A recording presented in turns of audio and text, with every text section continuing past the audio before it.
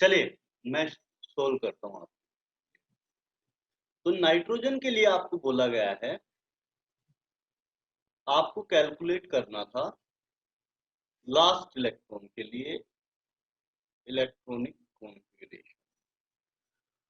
पहला जो आपको जो इलेक्ट्रॉन दिखाई देगा वो किस पे दिखाई देगा? पी में।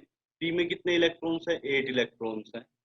8 है, 5 इलेक्ट्रॉन्स हैं बेसिकली।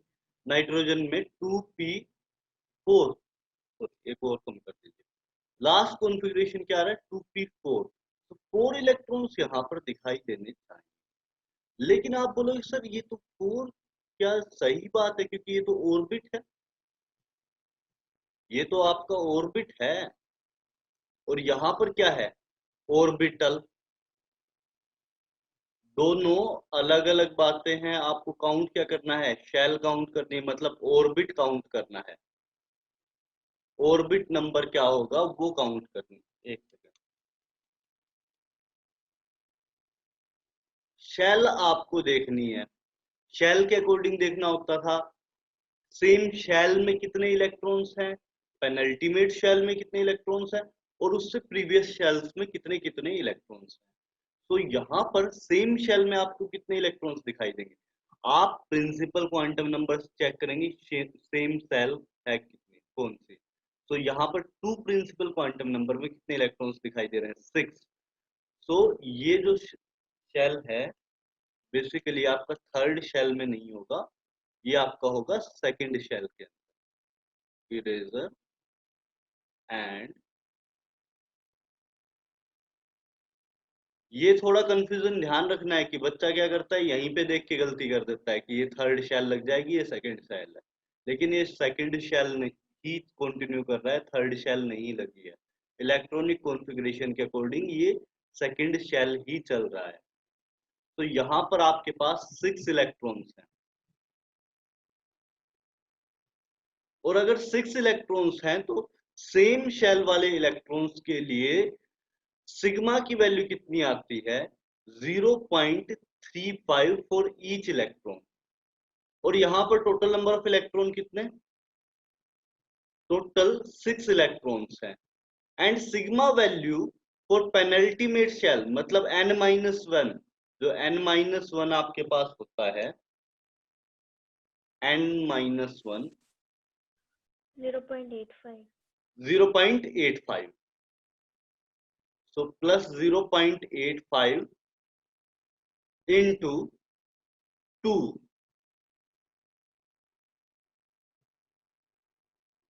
करेक्ट।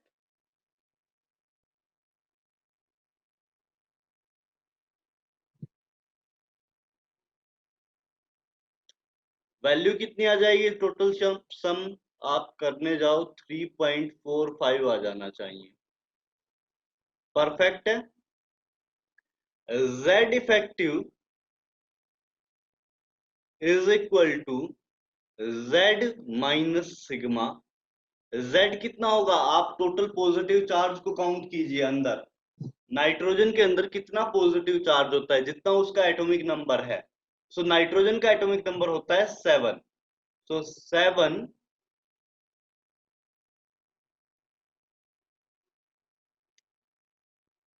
7 माइनस 3.45, जो भी रिमेनिंग आएगा वो आपका क्या आ जाएगा? Z effective. वैल्यू आनी कितनी चाहिए? बोलिए।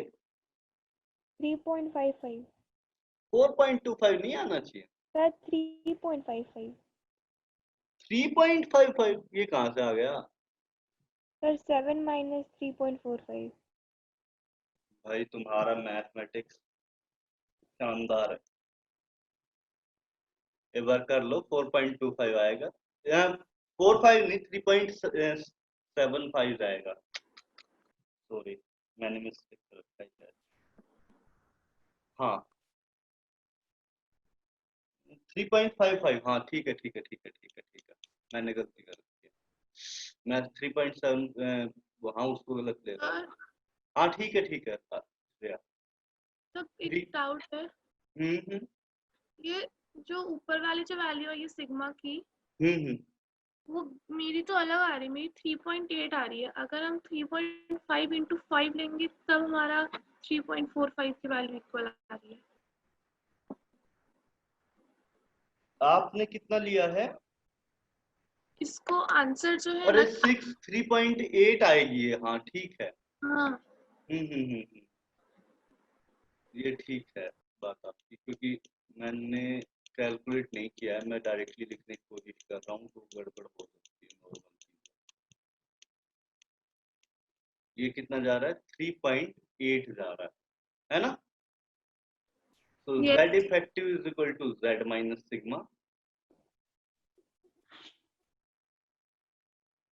सर तब 3.2 आएगा आंसर। हाँ अब 3.2 आएगा, अब बिल्कुल परफेक्ट। तो ये क्या हुआ, यहाँ पर आपके पास 7 माइनस 3.8 दैट इज 3.2। अभी ठीक होना चाहिए।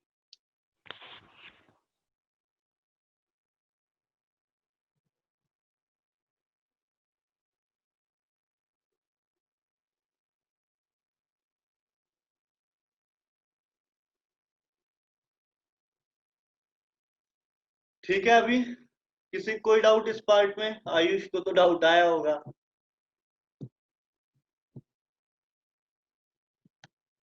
हेलो आयुष, यस सर, आया सर। क्योंकि आपने क्लासेस भी अटेंड नहीं की, लेक्चर वीडियोस भी नहीं देखे, है ना? Yes sir. लेक्चर भी नहीं देखा ना, लास्ट क्लास जो अपलोड किया था। सर हाँ एक डाउट है। हाँ बोलो।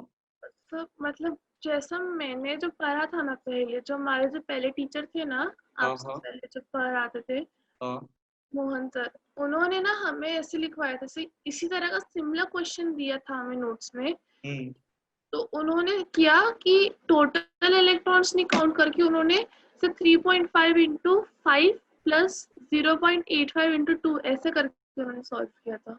मतलब एक माइनस किया, उन्होंने बोला कि जो इलेक्ट्रॉन शील्ड हो रहा है हम उसको नहीं देखते हैं। देखते क्या हो सकता है, ये मैं भी गलती कर रहा हूँ। हाँ बात तो सही है, लास्ट इलेक्ट्रॉन बात तो सही है, क्योंकि लास्ट उसको तो काउंट कर ही रहे हैं हम लोग। बात तो मतलब गलती तो ये मेरी ही है। हाँ सही है, क्योंकि हम लोग तो उस शेल में जितने इलेक्ट्रॉन्स हैं उनका इफेक्ट देखते हैं। जैसे इस इलेक्ट्रॉन के लिए ऑब्जर्व कर रहे हैं हम लोग, तो बाकी का इफेक्ट देखेंगे, है ना इस पे? ठीक बात है श्रेया, ये मैंने गलती की है ये, यहाँ पर 3.5 4.5, 5 ही आएगा। हाँ वो 3.4 आ जाएगा। हम्म, ये ठीक बात है, इसमें कोई गलती नहीं है, क्योंकि मैं इस छोटे से पॉइंट को मिस कर रहा हूँ। 5, z की वैल्यू कितनी है? 7 माइनस ये 3.45, 3.4, 3.5, 4.5, ये 4 आ रहा था, 4.5। 4.5, और ये 3.45 माइनस 3.5। हाँ ये तो सही बात थी बिल्कुल, मैं खुद ही मिस्टेक कर रहा था यहाँ पर, क्योंकि ये लास्ट जो इलेक्ट्रॉन है इसके ऊपर बाकी इलेक्ट्रॉन्स का इफेक्ट देखते हैं, तो इसको तो काउंट नहीं करना चाहिए, सिंपल सी बात है। ठीक है, इतना बात हुआ। Yes sir.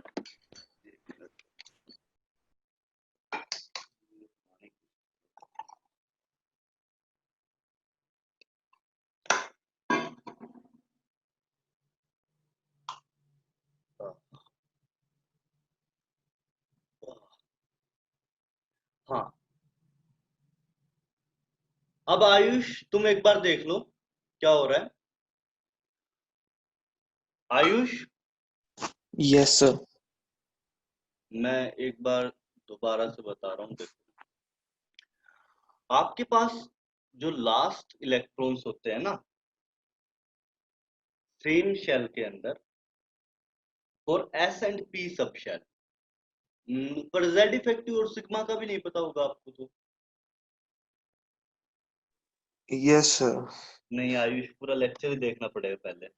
हाँ सर, मैं देख लूंगा सर।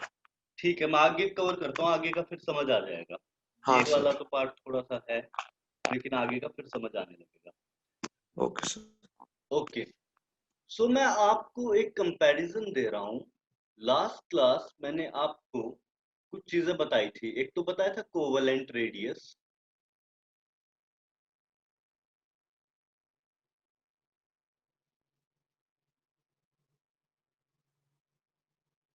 ये क्या होता था, कौन बताएगा? लक्ष्मिता बताएगी। Lakshmita, Yes, sir. What was covalent radius? Sir, I can try. I'm not sure.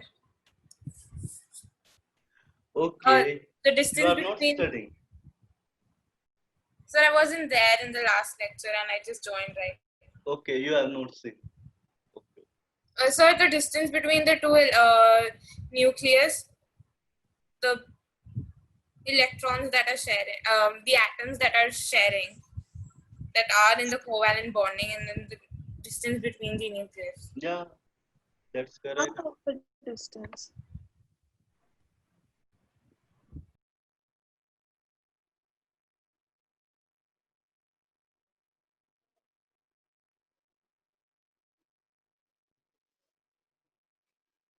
दोनों न्यूक्लियसेस के बीच में जो डिस्टेंस होगी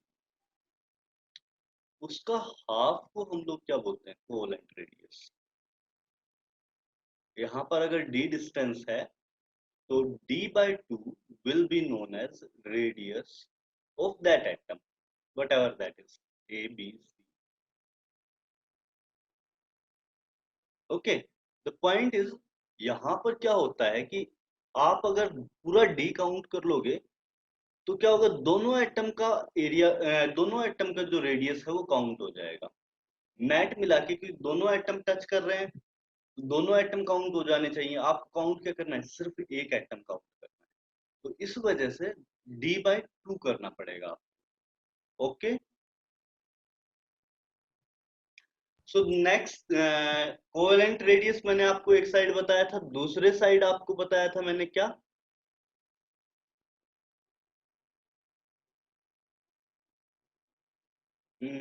वैन डर वाल रेडियस।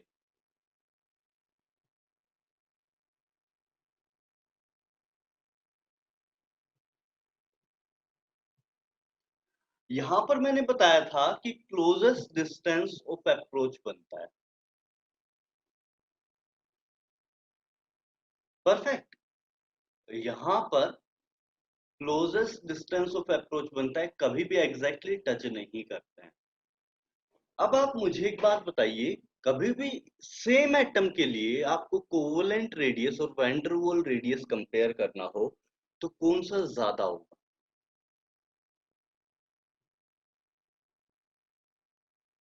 सेम एटम के लिए कोवेलेंट रेडियस और वैन डर वाल रेडियस दोनों कंपेयर करने हो तो कौन से ज्यादा होंगे? सर वैंडरवाल। वैंडरवाल। वैन डर वाल, सिंपल सी बात है।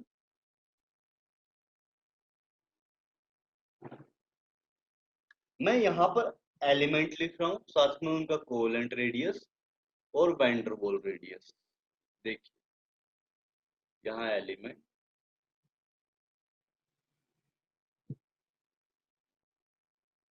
so that is, element is hydrogen 0.37 and this one is,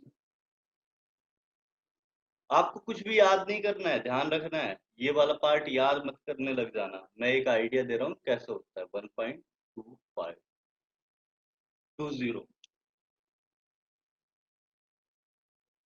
hydrogen देखिए आप, फिर देखिए आप ऑक्सीजन। ऑक्सीजन में कितना कितना जाता है? 0.66 और 1.4। देन नेक्स्ट आप देखिए फ्लोरीन। फ्लोरीन में कितना कितना जाता है 0.64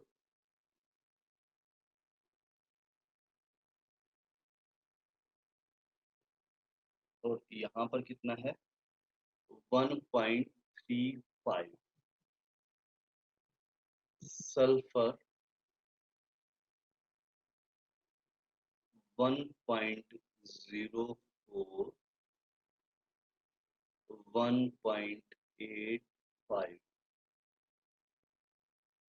एंड ब्रोमीन। ब्रोमीन में कितना कितना जाता है 1.11 एंड 1.95। आपको दिख रहा है डिफरेंस? कोवलेंट और वैंडरवॉल में अगर आप डिफरेंस देखने जाओगे तो मेरे ख्याल से यहाँ पर आपको दिखाई दे रहा होगा, काफी अच्छा डिफरेंस है। ये चीज क्लियर हो गई? Hello, Yes, sir. ठीक है, तो इसे कॉपी कर लीजिए, फिर मैं आगे मूव करता हूँ। आई थिंक कॉपी हो गया होगा, हटा दूं? Yes, sir. Done. आद्या? Yes, sir. हो गया copy. बहुत बढ़िया, बहुत। चलिए, the next radius is metallic radius. ये क्यों डिफरेंट है? Metallic radius is somewhat very different because metals के बीच में बॉन्डिंग आपके सिलेबस में कम आती है। सॉलिड स्टेट के अंदर थोड़ा बहुत बताएंगे मेटेलिक बॉन्डिंग, लेकिन वैसे मेटेलिक बॉन्डिंग हम लोग आपके सिलेबस में डिस्कस नहीं करते। Metal is a sea of electron. इनके इलेक्ट्रॉन्स के बैंड आपस में मर्ज कर जाते हैं और इलेक्ट्रॉन्स एक वेव की तरह फ्लो करते हैं, मतलब वेव बोल सकते हो या फिर वाटर की तरह, जैसे वाटर फ्लो करता है वैसे इलेक्ट्रॉन्स भी इनमें मूव करते रहते हैं continuously। अगर आप दोनों साइड से करंट सप्लाई कर दें तो क्या होगा, एक स्ट्रीम प्रिपेयर हो जाएगी इलेक्ट्रॉन्स की।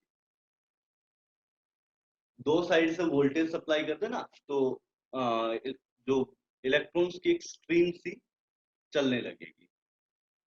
सो मेटेलिक बॉन्डिंग में क्या होता है, थोड़ा सा चीजें सिलेबस से बाहर जाएंगी, लेकिन होगा क्या कि इस बॉन्डिंग में एटम्स जस्ट टच करते हैं और इसमें होगा क्या कि आपके पास क्रिस्टल स्ट्रक्चर बनता जाए, मतलब क्रिस्टल तो नहीं बोलेंगे, स्ट्रक्चर बनता जाएगा।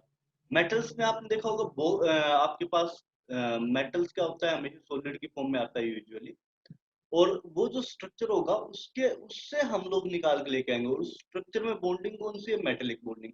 इस वजह से यहाँ पर नाम कौन सा देना पड़ेगा, मेटेलिक बॉन्डिंग।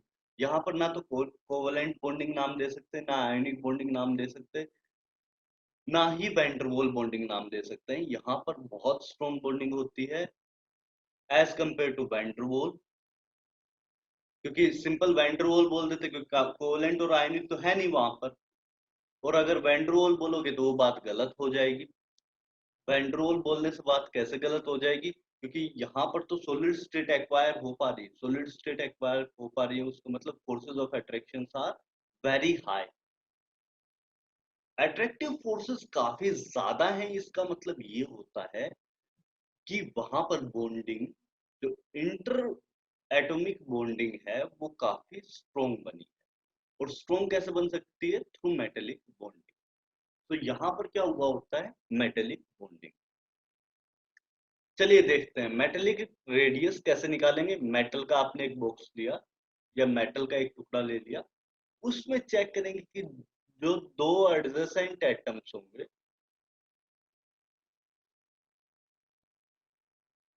उनके बीच का डिस्टेंस डी लिया और उसको d/2 कर दें तो क्या हो जाएगा, metallic bonding. Simply two metals, two atoms of same metal m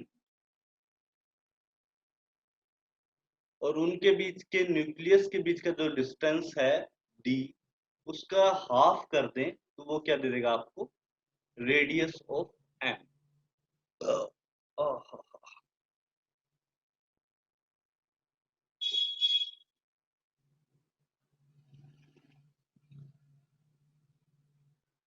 metallic radius को ही समटाइम्स क्रिस्टल रेडियस भी कहते हैं। अब ये बात थोड़ी सी अजीब लगेगी आप लोगों को कि आप क्रिस्टल क्यों कह रहे हो सर इसको, लेकिन ये चीज आएगी आपकी सॉलिड स्टेट में जाके।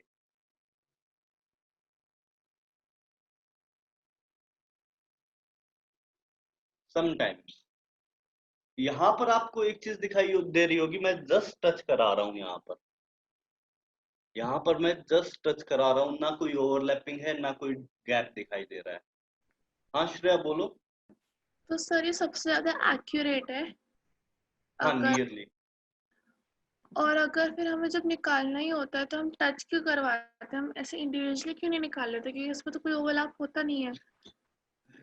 देखो अच्छा, सॉरी श्रेया, प्रॉब्लम क्या है ना कि हम लोग सिंगल एटम को उस फॉर्म तक ले, क्योंकि एक तो सिंगल एटम स्टेबल नहीं होता, परफेक्ट, और सिंगल एटम को उस फॉर्म तक लेके जाना, क्योंकि इलेक्ट्रॉन माइक्रोस्कोप के अंदर जब हम लोग रखते हैं, सैम और टैम में बेसिकली ये डिटेक्शन होता है, scanning electron microscope and tunnelling electron microscope. Tunnelling electron microscope अच्छा परफेक्ट टेक्निक है। तो उसमें क्या होता है कि आपको सॉलिड सैंपल चाहिए होता है, सैंपल को गोल्ड का एक थोड़ा सा कंडक्टिव लेयर उसके ऊपर प्रिपेयर करनी पड़ती है सैंपल के ऊपर, और फिर वो सैंपल प्रोसेस होता है। अब अगर मेटल उतना इलेक्ट्रॉन बीम को टोलरेट, या जो भी आप अंदर सब्सटेंस ले रहे हो वो इलेक्ट्रॉन बीम को उतना टोलरेट नहीं कर पाए, तो फिर वो कोई भी शो ही नहीं करेगा क्या साइज है क्या स्ट्रक्चर है, दिक्कत आ जाएगी। तो क्या यस। होना चाहिए कि आपके पास स्टेबल फॉर्म में होना चाहिए। अब मेटल की टेंडेंसी क्या होती है कि कंबाइंड फॉर्म में यूजुअली रहते हैं, और सिंगल एटम को रखना तो बहुत ही मुश्किल हो जाता है, क्योंकि आप कंबाइंड फॉर्म में तो स्ट्रक्चर को स्टेबल बना सकते हो, ओवरऑल एक स्टेबल स्ट्रक्चर है, मेटल का एक टुकड़ा ले लिया स्टेबल है, लेकिन एक सिंगल एटम को उससे छाट के अलग करना बहुत मुश्किल काम है। कर पाओगे? पर सर अगर हम कहें सिर्फ मेटालिक रेडियस, मतलब डेफिनेटली मेटल्स के बीच होगा। क्या? मेटालिक रेडियस मेटल्स के बीच होता है ना। हाँ, मेटेलिक रेडियस मेटल्स तो के बीच होता मेटल्स के पास तो ऑलरेडी उसमें कौन सी शेयरिंग होती होगी। है। मेटल्स में शेयरिंग नहीं होती, मेटेलिक बॉन्डिंग होती है, मतलब उसमें सारा इलेक्ट्रॉन फ्लो करेगा, जैसे एक वेव सी बना के पूरा फ्लो करता रहता है। कंडक्शन और वैलेंस बैंड अगर कुछ नाम सुना हो तो, वो एक फ्री इलेक्ट्रॉन होता है जो बैंड बेंच थ्योरी होता है। चलता है इसमें।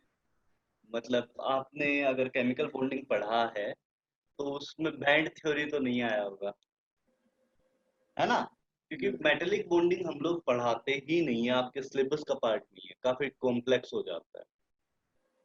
मैथमेटिक्स भी कुछ ज्यादा ही कॉम्प्लेक्स है, और जो आपका सिलेबस का पार्ट ही नहीं है। बेसिकली जब इंजीनियरिंग में जाओगे तो शुरुआत में आपको बैंड थ्योरी पढ़ाया जाता है फर्स्ट ईयर में। Yes sir. ठीक है श्रेया, यस सर। तो ये आएगा, लेकिन आएगा बाद में कैसे बॉन्डिंग होती है।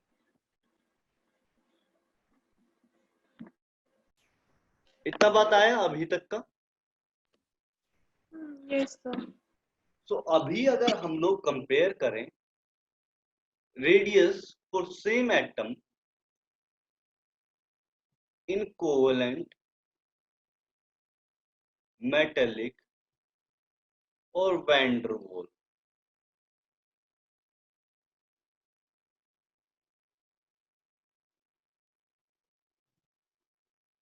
क्या ऑर्डर होगा? वैन डर वाल के लिए मैक्सिमम, मेटेलिक के लिए इन बिटवीन, और कोवेलेंट के लिए वैल्यू काफी कम आएगी। ठीक है, और सेम एटम, एक कंडीशन जरूर रहेगी, सेम एटम के लिए ही ये होना चाहिए।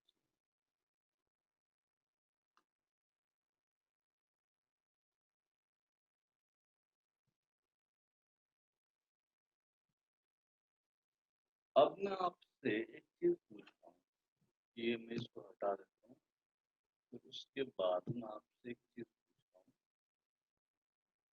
मुझे मेटेलिक रेडियस कंपेयर करना है।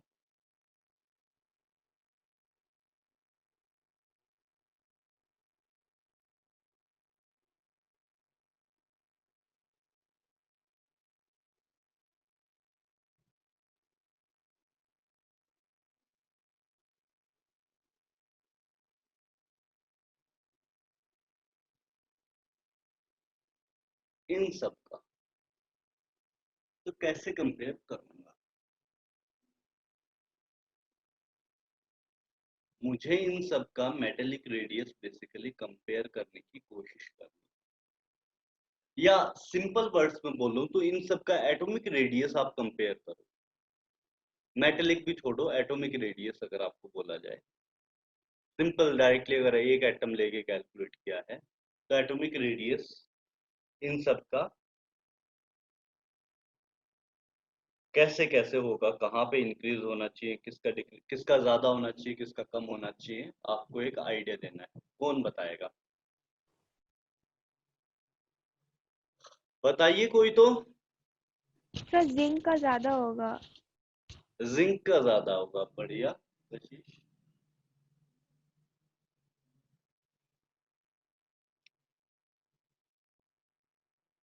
अमन?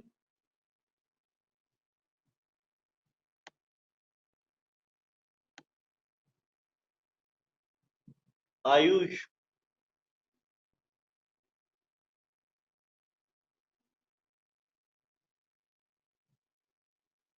नहीं। प्रणव? आशय?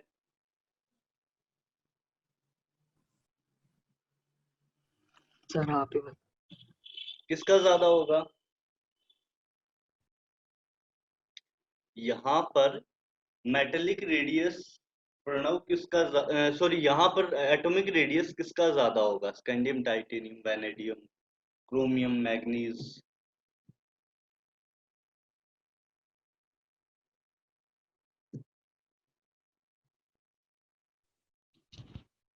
सर लेफ्ट टू राइट जैसे जैसे बढ़ेंगे वैसे वैसे ज्यादा होते रहेगा, तो जिंक का ज्यादा होगा। ज्यादा होते रहेगा, बहुत बढ़िया। कोई नहीं, बताओ। प्रणव आप बताओ।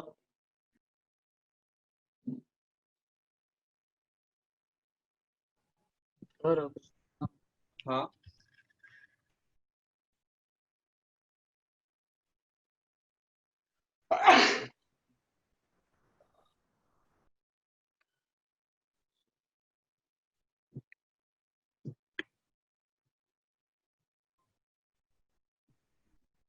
चलिए मैं बोलता हूँ, स्कैंडियम में आपके पास कितने प्रोटॉन्स थे? 21। 22 प्रोटॉन्स है, मतलब मेरे पास एक न्यूक्लियस है जिसमें 22 प्रोटॉन्स है। कितने इलेक्ट्रॉन्स हैं? 21 नहीं होता ख्याल सॉरी, से। 21। मुझे जो सुनाई दे रहा है मैं लिखे जा रहा हूँ। सो 21, और यहाँ पर इलेक्ट्रॉन्स कितने हैं? 21 ही इलेक्ट्रॉन्स है। 21। सो फर्स्ट शेल में कितने इलेक्ट्रॉन्स होंगे? 2 इलेक्ट्रॉन्स हैं। सेकंड शेल में कितने इलेक्ट्रॉन्स हैं? 8 इलेक्ट्रॉन्स होंगे। 3, 4, 5, 6, 7 एंड 8 इलेक्ट्रॉन्स है सेकंड शेल में। थर्ड शेल में कितने इलेक्ट्रॉन्स हैं? जो भी रिमेनिंग है शायद सब थर्ड शेल में या फोर्थ शेल में भी है। फोर्थ शेल में भी 2 इलेक्ट्रॉन्स हैं।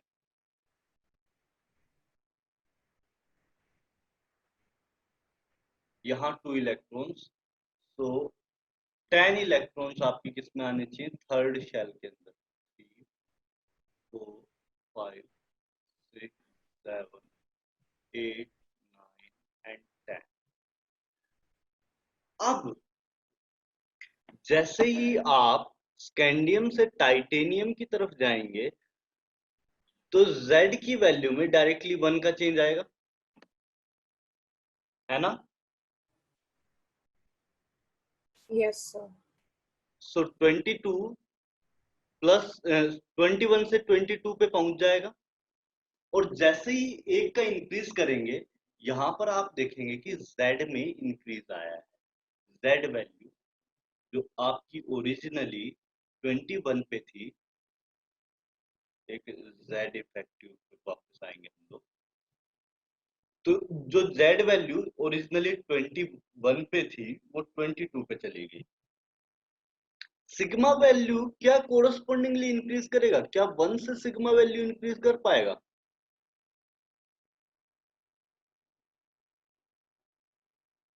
बताइए। हाँ, हाँ श्रेया बोलो।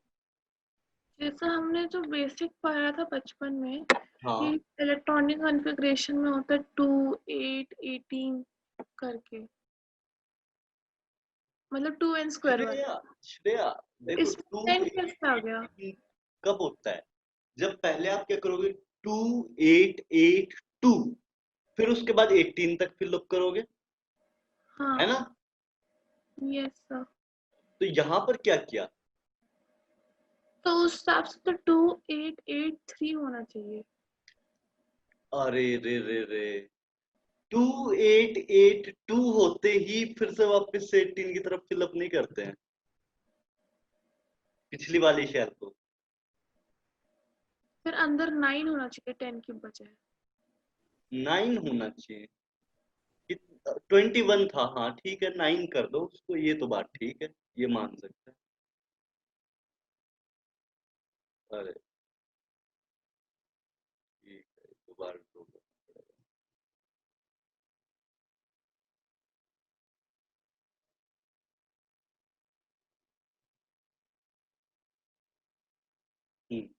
अभी ठीक है श्रेया? मेरे को 9 वाला नहीं समझा। 9 वाला नहीं समझा। देखो, जो बचपन में आपने पढ़ा था वो क्या पढ़ा था, 2 8 8, हम लोग पहले क्या करते हैं 2 करते हैं, है ना? हम्म, उसके बाद क्या करते हैं 2 8, जो नेक्स्ट इलेक्ट्रॉन डालना हो 9 2, यही तो हाँ, करते हैं। अच्छा हाँ ठीक है, वो तो ऐसा 3D में भी तो करता है। हम लोग, आप क्या समझ रहे हो, आप डायरेक्टली क्या करो कि 2 8 18 फिर लिखते जाओ इसमें, वो नहीं होता है। पहले यहाँ पर फिलअप हो, मतलब यहाँ पर 2 आते ही यहाँ पर फिलअप होता है। और ये किस वजह से होता है? ओह प्रिंसिपल, जो उसके पूरे लॉजिक अभी मैं आपको एटॉमिक स्ट्रक्चर में डिस्कस किया हूँ। अच्छा, जैसे फोर्थ शेल में 4s2 जैसे ही फिलअप होगा, उसके बाद 3d10 फिलअप होगा, 3d फिलअप होगा। तो 4s2 पहले फिलअप हुआ, उसके बाद 3 में डी सब शेल फिलअप होगा। तो ये जो एक्स्ट्रा इलेक्ट्रॉन गया है ये डी सब शेल के अंदर गया है। अभी आया? Yes sir. चलिए, तो मुझे एक बात बताइए, अगर मैं Z इफेक्टिव इंक्रीज कर रहा हूं तो क्या कोरस्पोंडिंगली, सॉरी, Z इंक्रीज कर रहा हूं तो क्या कोरस्पोंडिंगली सिग्मा भी इंक्रीज हो रहा है?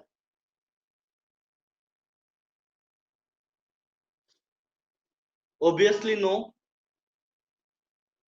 क्योंकि सिग्मा वैल्यू 0.35 0.85 इन सब का वेरिएशन है, देखा होगा।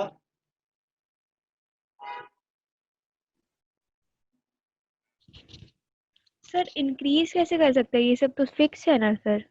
भाई स्कैंडियम से टाइटेनियम पे जाएंगे तो इंक्रीज नहीं कर सकते।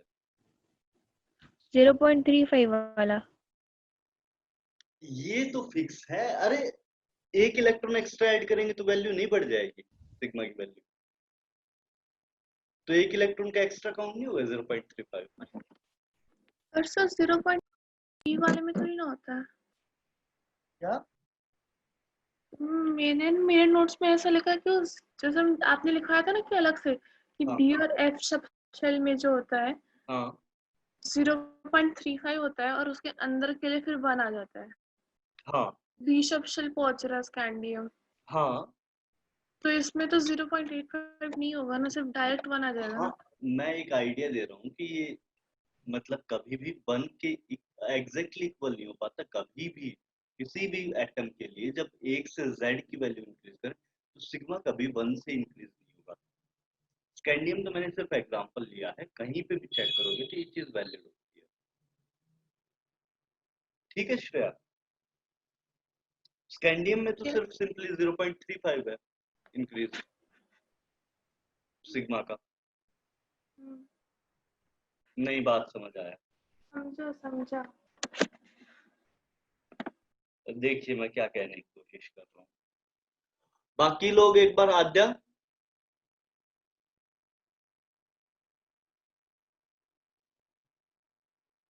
आशय,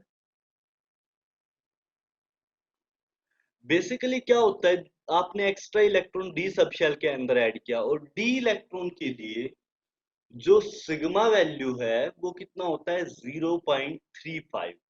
सो 0.35 से सिग्मा इंक्रीज हुआ, जेड इफेक्टिव क्या करेंगे, जेड माइनस सिग्मा।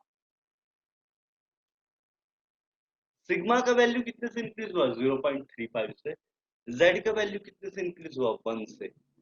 सो जेड इफेक्टिव स्कैंडियम के लिए ज्यादा होगा, टाइटेनियम के लिए ज्यादा होगा।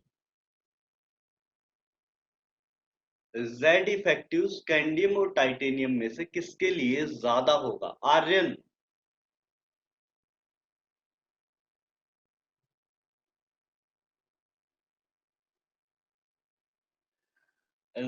मैं लिख रहा हूं पर देख, सर टाइटेनियम के लिए ज्यादा होगा। टाइटेनियम के लिए ज्यादा होगा, तो ये बात समझ आ गई वशिष्ठ को। तो जेड इफेक्टिव टाइटेनियम के लिए आपका ज्यादा आएगा। टाइटेनियम के लिए कैसे ज्यादा आएगा, दोनों के बीच में गैप कैसे आ जाएगा जेड इफेक्टिव में?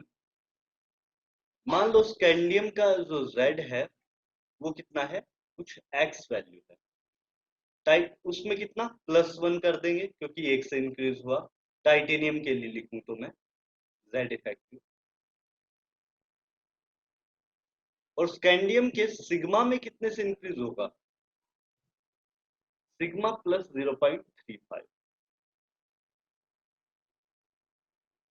मतलब ओवरऑल चेंज देखोगे तो आप क्या बचेगा, एक्स माइनस सिग्मा प्लस 0.65, मतलब इंक्रीज हुआ है। यहाँ पे प्लस 0.65 आया है तो जेड इफेक्टिव डायरेक्टली आपका इंक्रीज हुआ है। और अगर जेड इफेक्टिव इंक्रीज हुआ है तो ये चीज डिनोट करती है कि न्यूक्लियस का अट्रैक्शन बहुत ज्यादा बढ़ गया है। सोते हुए लोगों जागो थोड़ा, न्यूक्लियस का अट्रैक्शन यहाँ पर बहुत ज्यादा बढ़ जाएगा। और न्यूक्लियस का अट्रैक्शन अगर बढ़ जाएगा तो इलेक्ट्रॉन्स क्या होंगे, और स्ट्रॉन्गली अट्रैक्ट होंगे, और जो ऑर्बिट का साइज है वो डिक्रीज करने लगेगा। ये थोड़ा अजीब है, सर रेडियस वहाँ पे रेडियस 0 और ऑर्बिट का साइज डिक्रीज करने लगेगा क्योंकि न्यूक्लियस स्ट्रॉन्गली अट्रैक्ट कर रहा है। हाँ जी बोलो। सर वहाँ पे 0.65 कैसे लिख दिया आपने? 0.1 माइनस 65। 0.35। अच्छा हाँ सर।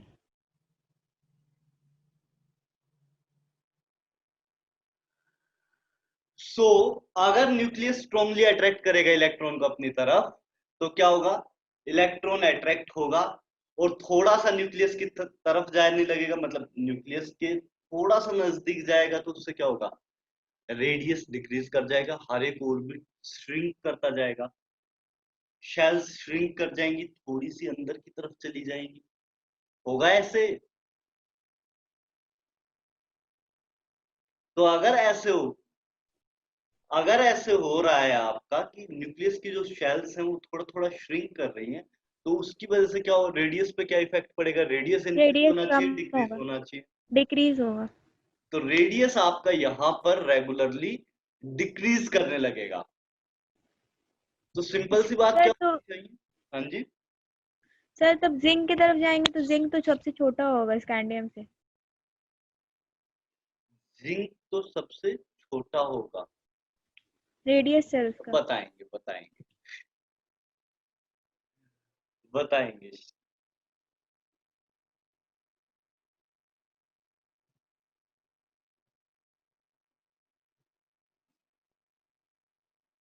जिंक में ये बातें वैलिड नहीं रहती हैं, जिंक में कुछ और लग जाता है, वो मैं आपको बताऊंगा टाइम आने पर। कुछ चीजें ना केमिस्ट्री में जर्नलाइजेशन में रखनी चाहिए कि पहले जर्नलाइज वे ये है कि यहाँ यहाँ पर क्या होता है, ऑर्डर स्कैंडियम से लगातार क्या होता जाता है, कम होता जाता है, ये जर्नलाइज ट्रेंड है। लेकिन कुछ वेरिएशन तो आती है, हर जगह कुछ ना कुछ वेरिएशन आएंगी। क्यों वेरिएशन आएंगी, कैसे वेरिएशन आएंगी, वो टाइम आने पर डिस्कस करेंगे। लेकिन सर अगर इतनी बात नॉर्मल सर अगर नॉर्मल देखा जाए तो लेफ्ट टू राइट तो इंक्रीज होता था radius. Left to right increase होता था, इंक्रीज होता था, डिक्रीज होता था। Sir top to bottom increase होता होता। हाँ, लेफ्ट टू राइट तो डिक्रीज होता है, top to yes sir. Bottom decrease होता है, टॉप टू बॉटम इंक्रीज होता है, लेफ्ट टू राइट इंक्रीज होता है। टॉप टू बॉटम इसलिए इंक्रीज होता है क्योंकि एक एक्स्ट्रा शेल हम लोग ऐड करते जा रहे हैं। टॉप टू बॉटम में आपके पास इसलिए ये इंक्रीज आता है क्योंकि हम लोग एक्स्ट्रा शेल डालते जा रहे हैं हर बार, और एक्स्ट्रा शेल डालेंगे तो साइज सीधा सीधा बढ़ गया क्योंकि आपने एक एक्स्ट्रा शेल डाल दी उसके अंदर, है ना।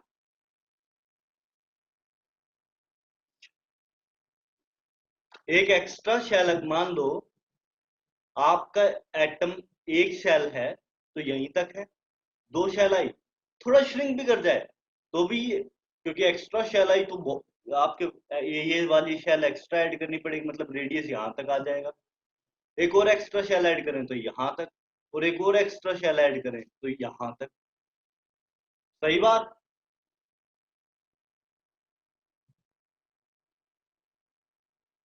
इतना बात ठीक है। Yes sir. चलिए,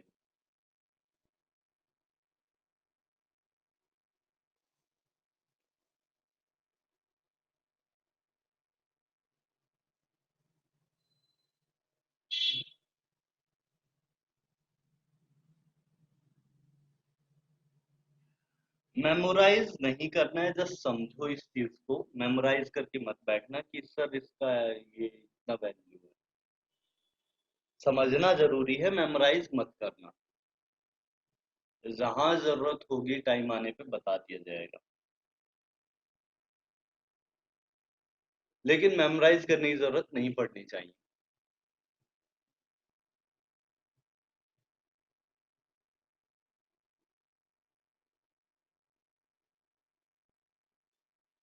श्रेया का एक डाउट है कि टॉप टू बॉटम में शील्डिंग इफेक्ट वर्क क्यों नहीं करता। तो श्रेया ये पार्ट कॉपी हो गया हो तो ये हटा दूं मैं। Yes sir. आपको भी ये डाउट आना चाहिए कि टॉप टू बॉटम में शील्डिंग इफेक्ट काम क्यों नहीं करता। शील्डिंग इफेक्ट क्या है आपके पास, शील्डिंग इफेक्ट प्रीवियस इलेक्ट्रॉन्स का रिपल्शन है। परफेक्ट श्रेया, है ना। Yes sir. आपके पास हाइड्रोजन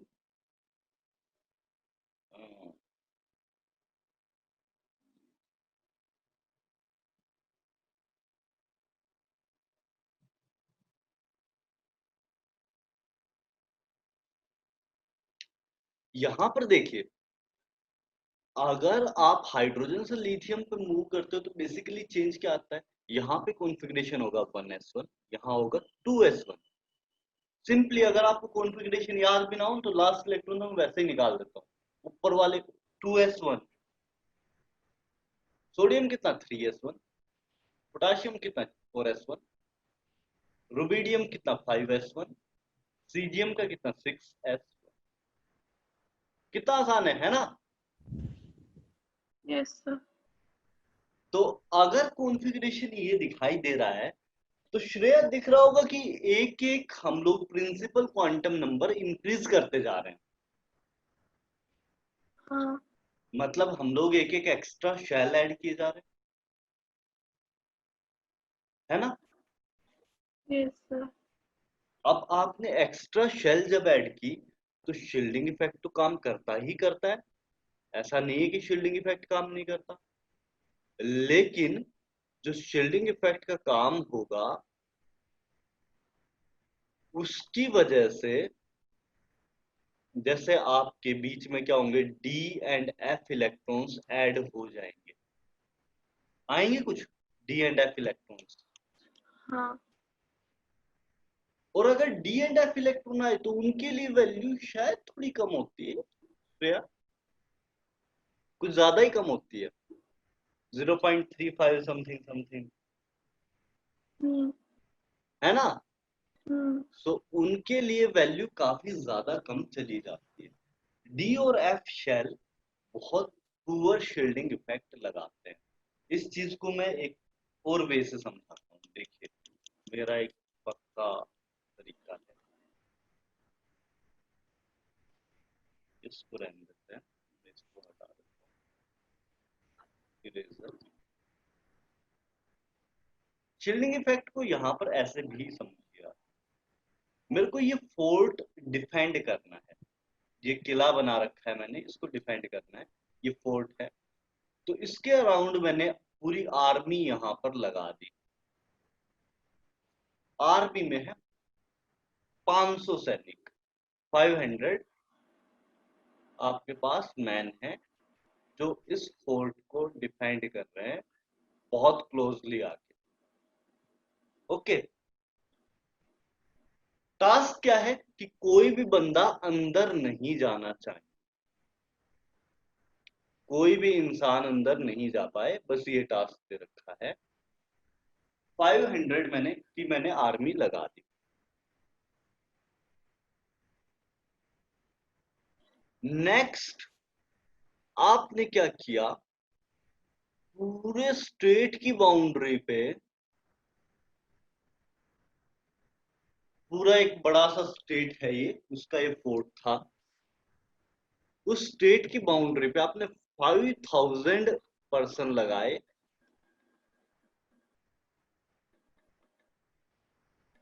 और अगेन वही टास्क है, इस बार 5000 लगा दिए मैंने, लेकिन स्टिल दिखाई दे रहा हो गैप कुछ ज्यादा आ रहा है, घुसने का रास्ता कुछ ज्यादा अच्छे से बन जा रहा है कुछ ऐसा। हाँ डी और एफ सबशेल काफी बड़े सबशेल होते हैं, उनका साइज काफी ज्यादा होता है डी और एफ सबशेल का, और अगर सबशेल का साइज ज्यादा बड़ा होगा तो क्या होगा कि उसमें से पेनिट्रेट करना इजी हो जाएगा, या यूं कहें कि उनका जो शील्डिंग इफेक्ट है वो कम हो जाएगा, क्योंकि डिस्टेंस काफी बढ़ जाएगा इलेक्ट्रॉन इलेक्ट्रॉन के बीच में।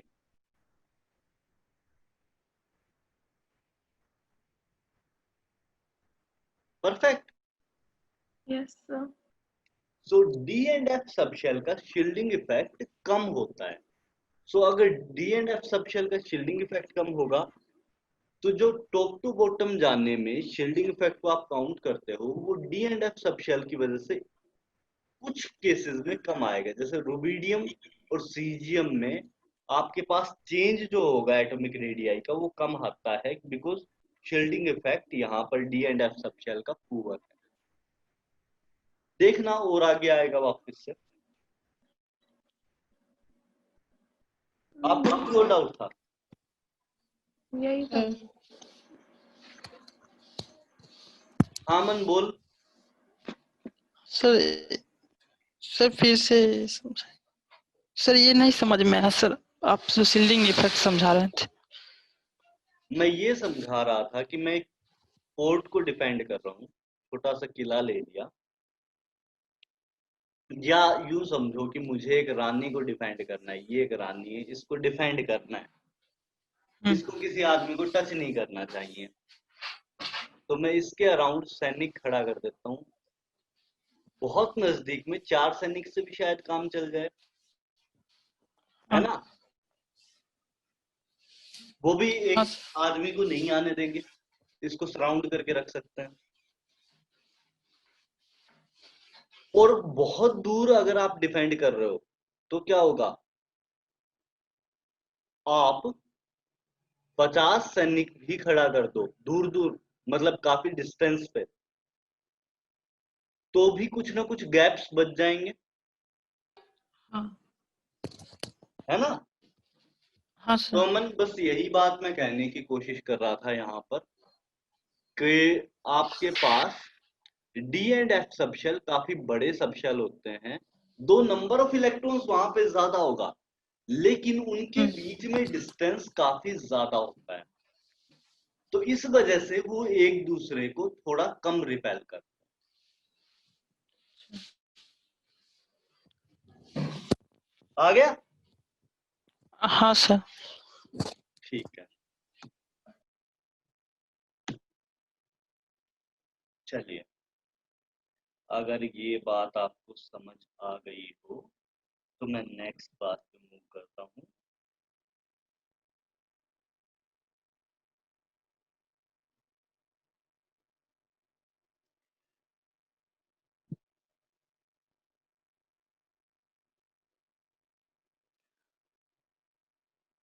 एक चीज होती है, हाँ मैंने अभी अभी आपको समझाया कि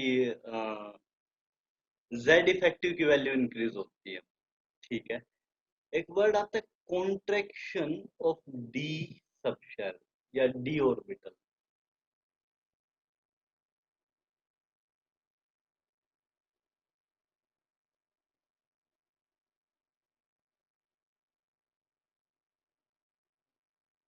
कुछ लोग पी ब्लॉक में पढ़ाते हैं, मैं यहीं पे बता रहा हूँ आपको। डी ऑर्बिटल में कॉन्ट्रैक्शन हो जाता है। कॉन्ट्रैक्शन किस वजह से हो जाता है, मान लो आपके पास डी सबशेल है, कहीं पे भी आई है, तो उसका सिग्मा वैल्यू क्या होगा, कम होगा। डी शेल के लिए, डी सबशेल के लिए हम लोगों ने कैलकुलेट किया था कि सिग्मा वैल्यू काफी कम आता है। अभी अभी मैंने रीजन भी समझाया कि रिपल्शन कम लग पाता है यहाँ पर। सो डी सबशेल या डी ऑर्बिटल के लिए आपके पास सिग्मा वैल्यू काफी कम आएगा। और अगर सिग्मा वैल्यू कम है, जो सिग्मा वैल्यू आपका क्या है, कम आ रहा है यहाँ पर, तो मैं क्या बोलूंगा कि आपका जो डी ऑर्बिटल है उस पर ज्यादा न्यूक्लियर चार्ज लगेगा। सिग्मा वैल्यू अगर कम है तो ज्यादा न्यूक्लियर चार्ज लगना चाहिए, क्योंकि Z effective, that is effective nuclear charge, is equal to Z minus sigma. और अगर सिग्मा वैल्यू डिक्रीज कर देंगे तो जेड इफेक्टिव इंक्रीज होगा। सही बात है इतनी? Yes sir.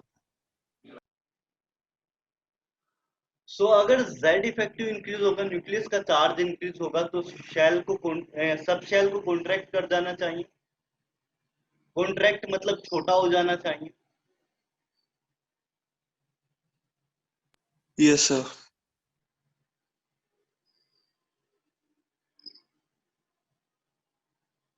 सब शेल को अगर छोटा हो जाना चाहिए तो उसका मतलब क्या हो जाना चाहिए, साइज रिड्यूस हो जाएगा एटम का overall.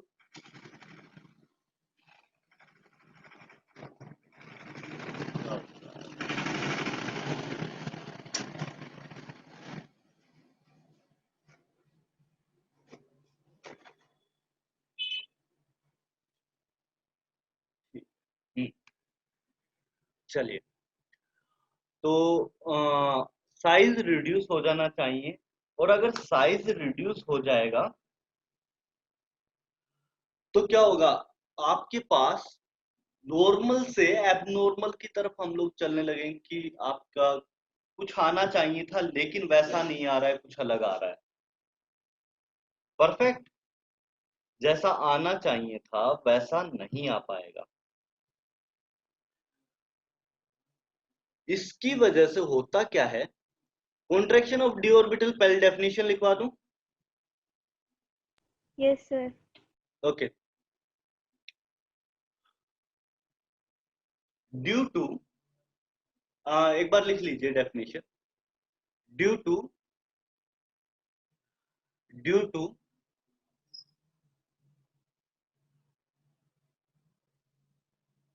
bigger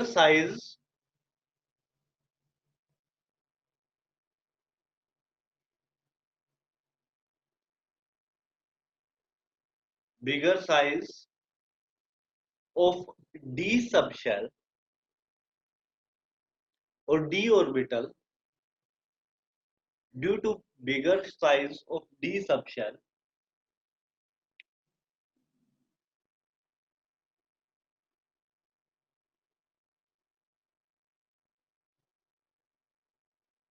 the electronic repulsion or shielding effect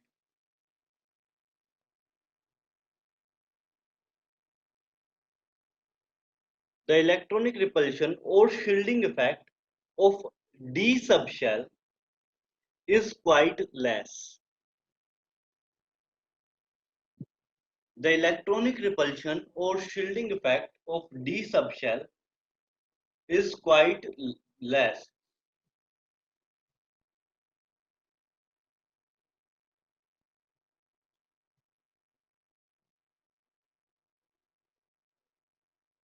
Therefore,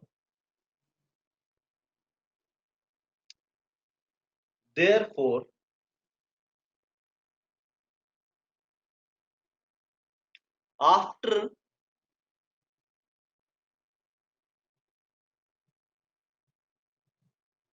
addition of a D and F subshell,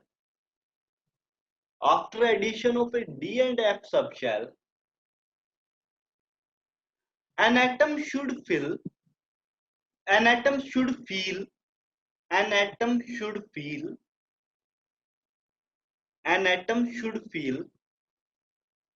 after addition of D and F subshell, an atom should feel more attractive force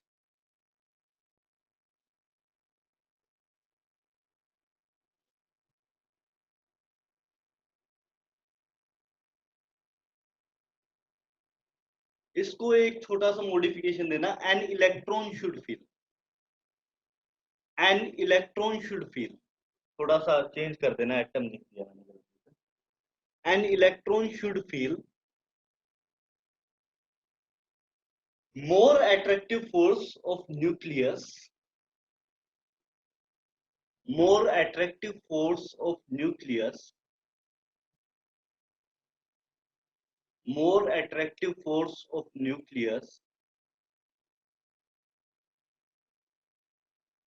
and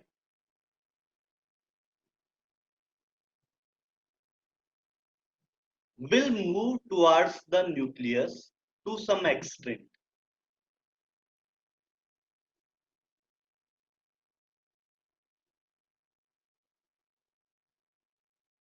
And will move towards the nucleus to some extent. कुछ level तक nucleus की तरफ move कर जाएगा, मतलब थोड़ा सा radius में डिक्रीज हो जाएगा। which so आगे लिखिए, which results in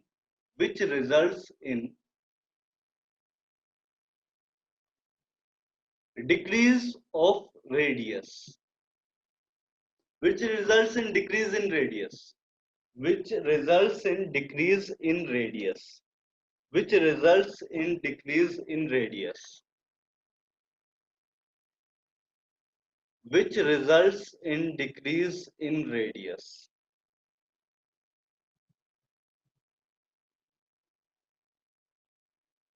Consequences are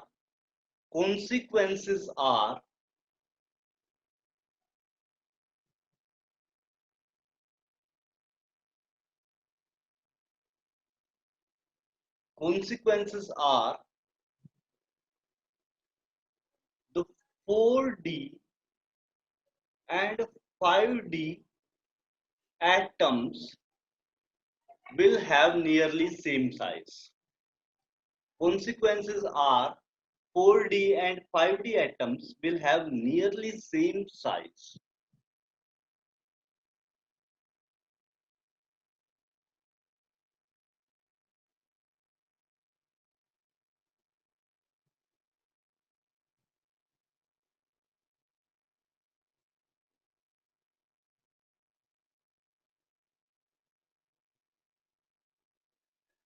The radius of aluminium, एक और चीज एक्सेप्शन लिखा रहा हूं, मतलब इसी की वजह से जो रिजल्ट होता है, the radius of aluminium will become nearly equal to radius of gallium. The radius of aluminium will become nearly equal to radius of gallium. इतना बात समझ आया? क्या किया?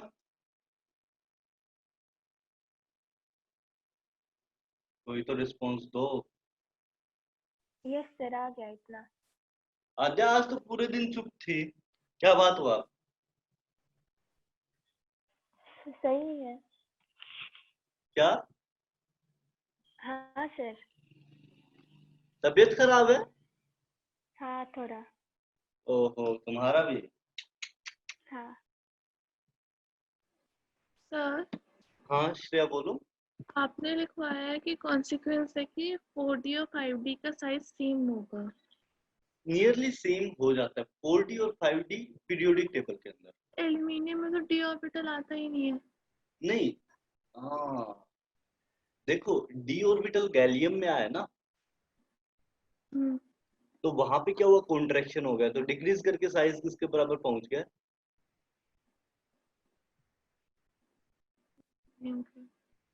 समझे?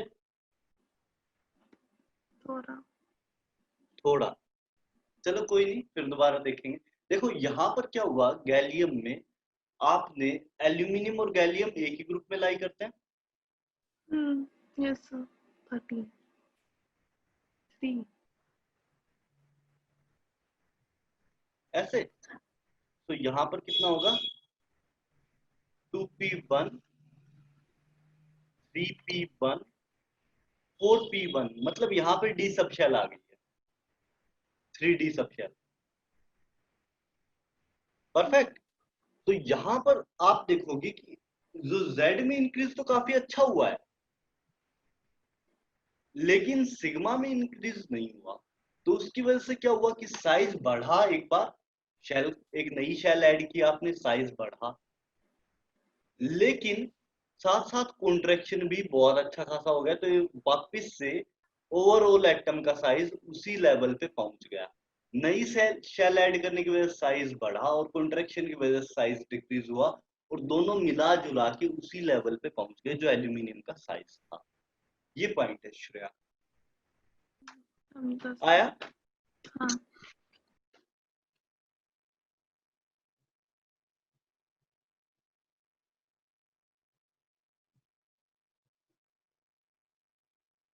चलिए, अगर ये बात अगर आपको समझ आ गई तो हम लोग लास्ट रेडियस पे बात करते हैं, that is ionic radius.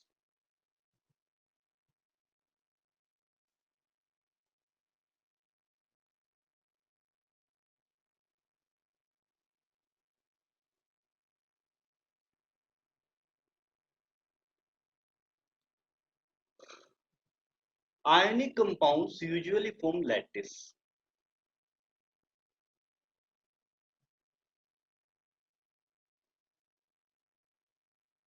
Solid state में मिलते हैं आपको।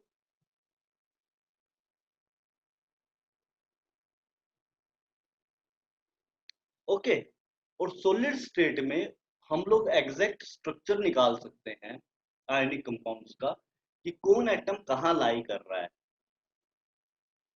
कौन एटम कहाँ लाई कर रहा है, ये एग्जैक्टली हम लोग निकाल सकते हैं, और एग्जैक्ट कैलकुलेशन कर सकते हैं कि एटम का साइज कितना होगा। तो यहाँ पर आयनिक रेडियस एग्जैक्ट निकल के आएगा, लेकिन यहाँ पर एक कैच जरूर है। एक प्रॉब्लम क्या है कि आयन जब बन जाता है तो एटम वाला रेडियस नहीं निकलता है, यहाँ पर आयन का ही रेडियस निकलेगा, मतलब चार्ज आ जाएगा और साइज थोड़ा सा डिक्रीज कर जाएगा क्योंकि जेड इफेक्टिव आपका बढ़ गया। वापस से जेड इफेक्टिव की बात करते हैं।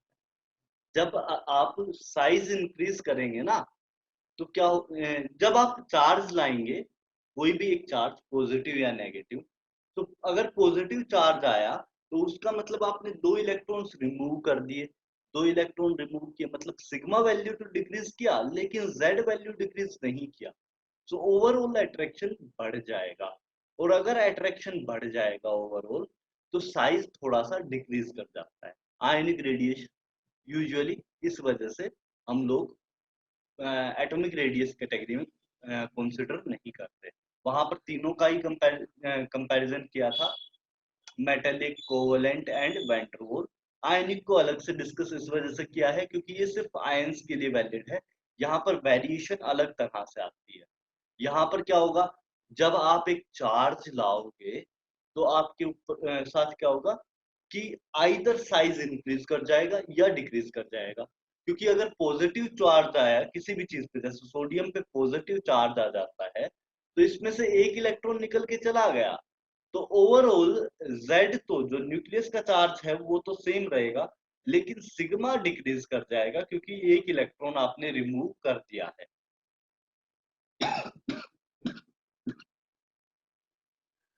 एक इलेक्ट्रॉन आपने रिमूव कर दिया है तो सिग्मा की वैल्यू डिक्रीज कर जाएगी। सो Z इफेक्टिव क्या हो जाएगा, इंक्रीज हो जाएगा। Z माइनस सिग्मा होता है, सिग्मा मैंने डिक्रीज किया, Z सेम रखा, तो Z इफेक्टिव आपका क्या हो जाएगा, इंक्रीज हो जाएगा। और अगर Z इफेक्टिव इंक्रीज हो जाएगा तो क्या हो जाएगा, साइज थोड़ा सा कम हो जाएगा फॉर पॉजिटिव पार्ट। दूसरा आयन ले लेते हैं, क्लोराइड आयन। तो यहाँ पर क्या होगा, साइज क्या होगा, यहाँ पर एक एक्स्ट्रा इलेक्ट्रॉन ऐड किया है तो यहाँ पर Z जो Z इफेक्टिव के लिए लिखेंगे इक्वेशन, तो इस बार क्या होगा कि सिग्मा वैल्यू को, Z को सेम रखा है, सिग्मा को मैंने इंक्रीज कर दिया तो Z इफेक्टिव क्या करेगा, डिक्रीज कर जाएगा। मतलब क्लोरीन से क्लोराइड आयन का साइज बड़ा हो जाएगा। साइज इंक्रीज कर जाना चाहिए, Z इफेक्टिव डिक्रीज किया तो साइज इंक्रीज कर जाना चाहिए। ठीक है, रेडियस सर बोलो। सर यहाँ पर Z effective inversely proportion to sigma हो जाएगा ना? हाँ, Z effective is inversely proportional to sigma बोल पाओगे, नेगेटिव साइन है, इनवर्सली प्रोपोर्शनल बोल तो बोलना चाहोगे, बाकी इनवर्सली प्रोपोर्शनल नहीं, ये लीनियर रिलेशनशिप है, साइन नेगेटिव है। मतलब इस वैल्यू को कम करेंगे, आप सीधा सीधा देख सकते हैं, सिंपल सी इक्वेशन है। यहाँ पर नेगेटिव इनवर्सली प्रोपोर्शनल तब बोल पाते जब सिग्मा बिलो में आ रखा हो, यहाँ बिलो में नहीं है, यहाँ पे क्या है, नेगेटिव में है, तो लीनियर रिलेशन है ये, इनवर्सली बोलना सही नहीं है। तो यहाँ पर क्या हो रहा है, सिग्मा को जैसे मैं इंक्रीज कर रहा हूँ तो नेगेटिव पार्ट बढ़ेगा, मतलब Z इफेक्टिव सीधा सीधा डिक्रीज कर रहा है।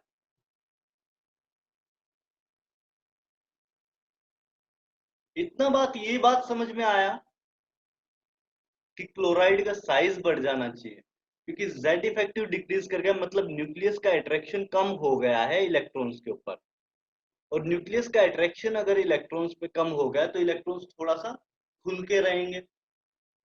नहीं, खुल के नहीं रहना चाहिए क्या,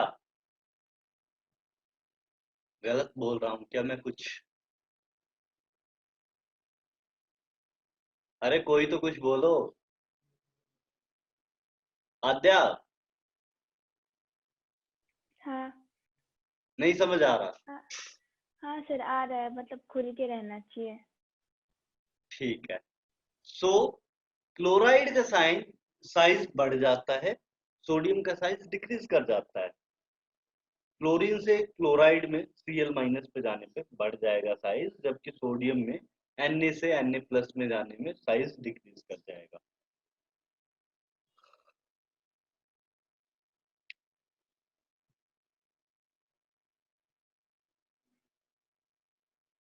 ठीक है,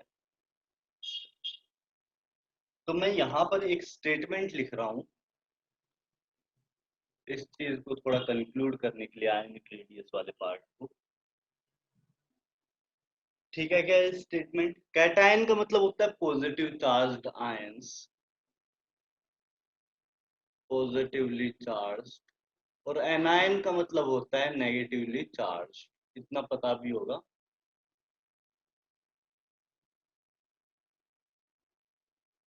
positively charged ion parent atom से स्मॉलर साइज के होंगे। रीजन मैंने अभी अभी समझाया, आपका क्या होगा, जेड इफेक्टिव इंक्रीज कर जाएगा। जबकि जो आपके पास एनायन होंगे वो क्या होंगे, नेगेटिव साइज बिगर होगा as compare to the parent ion, because उनका दिक्कत क्या है, उनका साइज उनके पास जेड इफेक्टिव क्या होगा, डिक्रीज कर जाएगा। जेड इफेक्टिव डिक्रीज कर जाएगा मतलब एनायन का साइज क्या हो जाएगा, बड़ा हो जाएगा as compare to parent atom.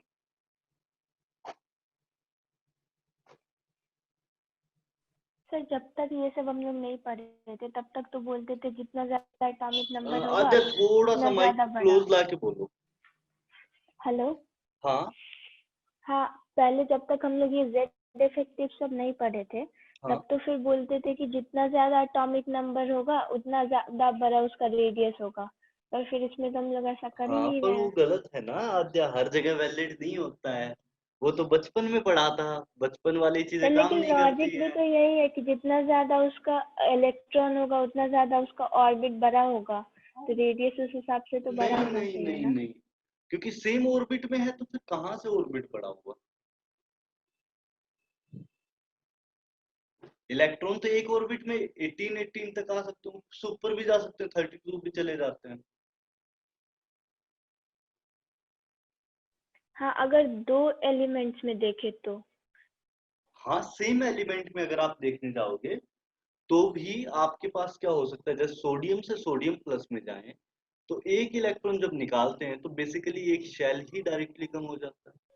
देखो। हाँ, मतलब ये तो समझ आया, ये स्टेटमेंट जो केटायन और एनायन वाला आप बताया, हम हाँ ऐसे बोल रहे हैं वो पहले का हाँ कि दो एलिमेंट होगा, मतलब कि जिस एक का एटॉमिक नंबर कम हो और एक का ज्यादा, तो ज्यादा वाले का रेडियस तो बड़ा हो जाना चाहिए। तो वो जो आप एक लिखवाए थे जिसमें हाँ ZE भी था और स्कैंडियम वगैरह भी था, तो उसमें आप ZE नहीं हाँ लेके कुछ और ले रहे थे। हाँ। देखो आद्या, ये जो आपने बात पढ़ी थी कि सिर्फ एटॉमिक नंबर बढ़ाने से रेडियस बढ़ जाता है, ये गलत है। मैं आपको पूरी तरह बता रहा हूँ, वो बचपन में बताया जाता था आपको, और बचपन की चीजें भूलनी पड़ती है। ठीक है, आपको शुरुआत में थॉमसन मॉडल बताया गया था, आप बोलो सर थॉमसन मॉडल से सोल्व करके दिखाओ। हाँ, लेकिन वो तो गलत भी बताया गया था कि वो तो गलत था। हाँ, तो ये चीजें भी गलत है, तभी तो नई चीजें पढ़ानी पड़ रही हैं। हाँ ठीक है, हाँ। अभी जो बात मैंने बताई स्कैंडियम, टाइटेनियम, वेनेडियम, इन सब में क्या होगा, आपका इलेक्ट्रॉन जो ऐड हुए जा रहा है वो सेम शेल में ऐड हुए जा रहा है। अगर सेम शेल है तो साइज कहाँ से इंक्रीज हो, साइज तो हाँ, तब इंक्रीज सेल होना सेम जब है ना। शेल बढ़ा दें आप, हाँ। है ना। सेम शेल में हाँ। इलेक्ट्रॉन ऐड किए जा रहे हैं, साइज इंक्रीज होना चाहिए क्या? नहीं, नहीं होना चाहिए। लेकिन मतलब on the other orbitals hand, में जब हम लोग ऐड ऑन द करते हैं तो अदर हैंड ऑर्बिटल एक भी तो बात और सेम ही देखो होता आद्या, ऑन द अदर हैंड आप देखोगे कि न्यूक्लियस पे चार्ज बढ़े जा रहा है, शेल तो इंक्रीज नहीं हो रहा है, लेकिन है। स्कैंडियम से, और जब आगे की तरफ मूव करते हैं हम लोग स्कैंडियम टाइटेनियम की तरफ से टाइटेनियम की तरफ जब मूव करते हैं तो आपके पास क्या होगा, आपके पास मैंने बताया कि न्यूक्लियस का चार्ज तो इंक्रीज हो रहा है लेकिन शेल नंबर इंक्रीज नहीं हो रहा है, तो न्यूक्लियस ज्यादा स्ट्रोंगली अट्रैक्ट करना चाहिए क्या? हाँ। और अट्रैक्ट करेगा तो क्या होगा, साइज थोड़ा सा डिक्रीज कर जाएगा। हाँ, कम हो जाएगा। पक्का? हाँ। झूठ ना बोलना। नहीं, आप अभी ये स्टेटमेंट क्या बोले कि वो क्यों अट्रैक्ट करेगा? क्यों अट्रैक्ट करेगा, क्योंकि उसके पास जैसे एटॉमिक नंबर 1 से बढ़ाया आपने हाँ। तो न्यूक्लियस पे एक प्रोटॉन एक्स्ट्रा आ गया। हाँ। वो इलेक्ट्रॉन को भी, वो भी इलेक्ट्रॉन को अट्रैक्ट करेगा। हाँ, तो फिर तो ज्यादा attraction- फोर्स से करेगा। हाँ, तो फिर वो श्रिंक कर जाएगा, थोड़ा कम हो जाएगा। बिल्कुल। समझ आया? हाँ बिल्कुल ठीक है, समझ आया? हाँ, अब एकदम ठीक है। हाँ, वो गलत था वो लॉजिक पहले वाला। हाँ,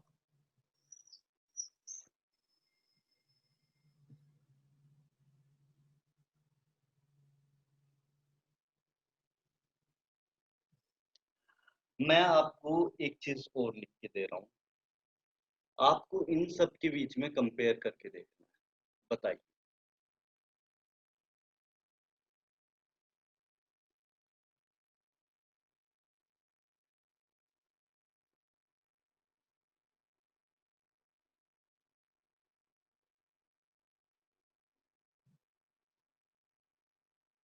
इन सब के साइज को कंपेयर करना है आपको। कैसे कंपेयर करेंगे, या क्या ऑर्डर होगा साइज का?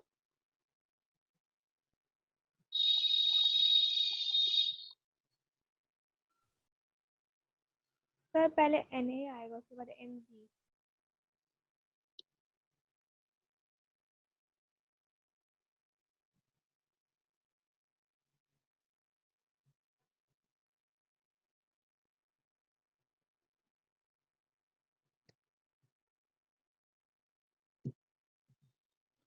किसी का हुआ? तो भेजा आंसर। भेज दिया।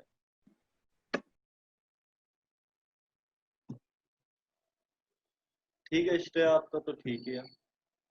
बाकी लोगों का कुछ आइडिया लगा? कैसे करेंगे देखो, सबसे पहले इलेक्ट्रॉनिक कॉन्फ़िगरेशन, सब में कितने कितने इलेक्ट्रॉन निकल के आएंगे आप चेक कर लेना। और 1s2, 2s2, 2p6, ये कॉन्फ़िगरेशन हर एक का निकल के आएगा। मतलब नंबर ऑफ आंसर इलेक्ट्रॉन्स, भेजा। गलत है कशिश। यही कॉन्फ़िगरेशन हर एक एटम का निकल के आएगा। फिर आप चेक करो कि न्यूक्लियस पे चार्ज कितना है। तो न्यूक्लियस पे जिस पे ज्यादा चार्ज हो उसका साइज कम हो जाएगा। सबसे ज्यादा चार्ज कहाँ है भाई? नंबर ऑफ इलेक्ट्रॉन्स तो सेम आ गए हर जगह, मतलब शेल्स में बिल्कुल सेम इलेक्ट्रॉन है हर जगह। पहली शेल में 2 इलेक्ट्रॉन, दूसरी शेल में कितने दे रखे हैं? 2 इलेक्ट्रॉन। दूसरी शेल में कितने? 8 इलेक्ट्रॉन दे रखे हैं। 4, 5, 6, 7, 8। सो दूसरी शेल में 8 इलेक्ट्रॉन दे रखे हैं। अब हम लोग देखेंगे न्यूक्लियस पे चार्ज कितना है। तो न्यूक्लियस पे जितने ज्यादा प्रोटॉन उतना ज्यादा अट्रैक्शन होगा आपका। ठीक बात है क्या? अब सबसे ज्यादा प्रोटॉन किस केस में है? Aluminium, magnesium, sodium, oxygen, nitrogen, किसमें? एल्यूमिनियम। एल्यूमिनियम में। तो सबसे ज्यादा अट्रैक्टिव फोर्स कहां पर होना चाहिए? वहीं पर। एल्यूमिनियम में। और साइज सबसे कम किसका होना चाहिए? सोडियम। देखो ये नई नहीं कहानी लेके आती है। नहीं नहीं नहीं सर, नाइट्रोजन। वाह, अरे अट्रैक्टिव एल्यूमिनियम फोर्स का ही होगा एल्यूमिनियम ना? में ज्यादा। किस एल्यूमिनियम में होगा। अट्रैक्टिव फोर्स एल्यूमिनियम में सबसे ज्यादा, तो इलेक्ट्रॉन किसकी तरफ सबसे ज्यादा अट्रैक्ट होगा? किसके न्यूक्लियस की तरफ सबसे ज्यादा अट्रैक्ट होगा? एल्यूमिनियम। और अगर इलेक्ट्रॉन ज्यादा अट्रैक्ट होगा तो साइज थोड़ा सा रिड्यूस नहीं होगा?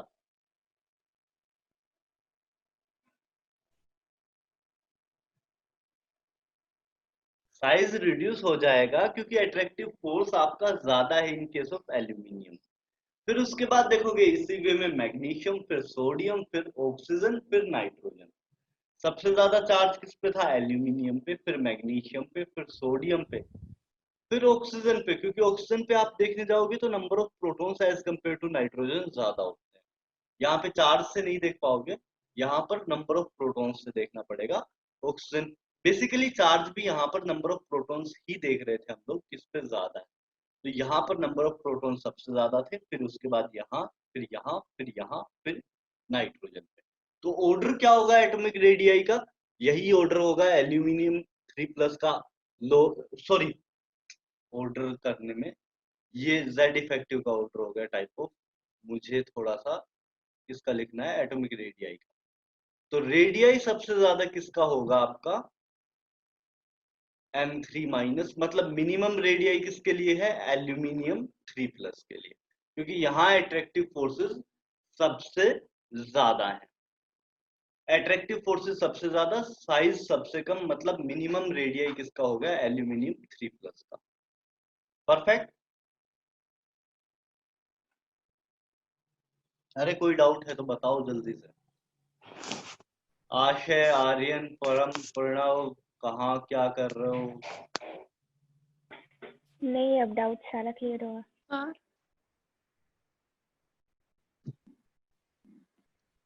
चलिए, सर, हाँ श्रेया बोलो। आपने जो पहले क्वेश्चन दिया था स्कैंडियम टाइटेनियम वाला, हाँ, उसका आंसर क्या है? मैंने क्वेश्चन नहीं दिया था, वहां पे आपसे पूछा था स्कैंडियम और टाइटेनियम में से किसका साइज ज्यादा होता है। तो पर हम सब में का देखते हैं, मतलब स्कैंडियम से हाँ, निकल तक और फिर देखो आयरन, जर्नल ट्रेंड हम कॉपर। लोग बोलते हैं कि क्या होता है कि साइज डिक्रीज करना चाहिए, ये जर्नल ट्रेंड है। लेकिन आगे कुछ कुछ और भी निकल के आएंगे, वो हम लोग डिस्कस करेंगे, क्योंकि कुछ कुछ बीच में गड़बड़ होंगी। वो बताना पड़ेगा कि इसके पीछे लॉजिक क्या है, किस वजह से ऐसा होता है। बीच में कुछ कुछ चीजें अलग भी आएंगी। ठीक है। सर एक और क्वेश्चन है, कॉपर का ज्यादा साइज होगा या स्कैंडियम का? कॉपर का ज्यादा साइज होगा, किसका बोला आपने? और स्कैंडियम? साइज कॉपर का काफी कम होता है, 1.17 होता है। मैं आपको एग्जैक्ट डाटा बोल देता हूँ। कॉपर का साइज है 1.17, जबकि स्कैंडियम का साइज है 1.4। काफी डिफरेंस होता है। और कॉपर और मैग्नीज का?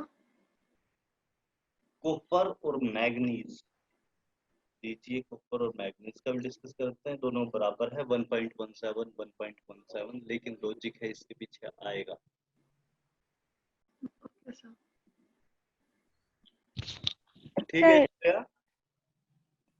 यस हाँ सर। जी, सर लास्ट वाला पार्ट फिर से बता दीजिए ना इसका। कौन सा? सर एल्यूमिनियम मैग्नीशियम वाला। आप यहाँ पे एल्यूमिनियम में नंबर ऑफ प्रोटॉन्स काउंट करो, कितना आ रहा है?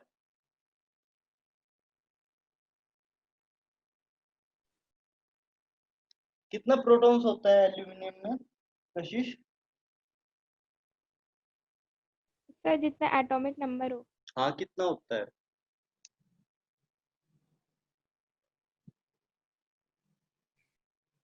कितना होता है कशिश एटॉमिक नंबर एल्यूमिनियम का?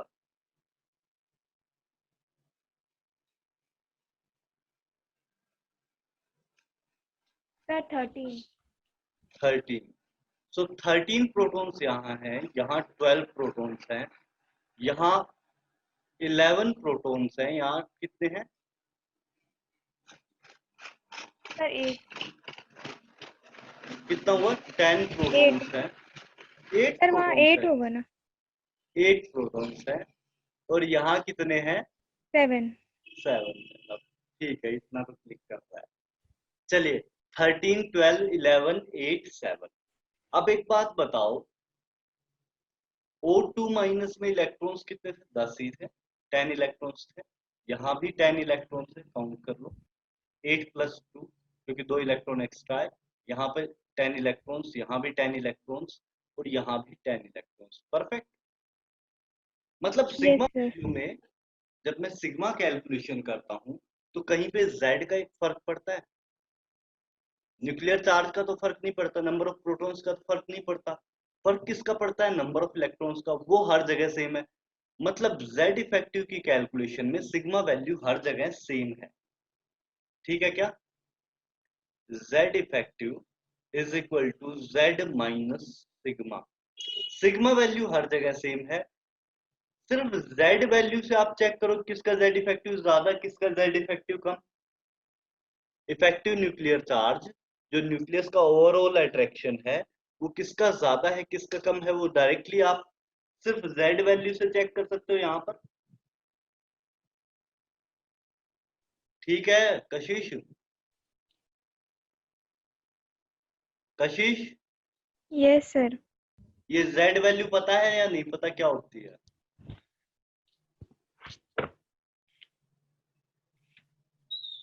सर न्यूक्लियर चार्ज होती है। क्या?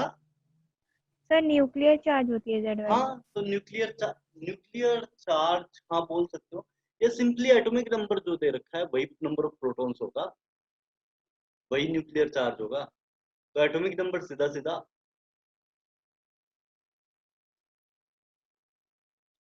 Z value directly atomic number के बराबर हो जाएगा। Yes sir. तो एटॉमिक नंबर सर किसका?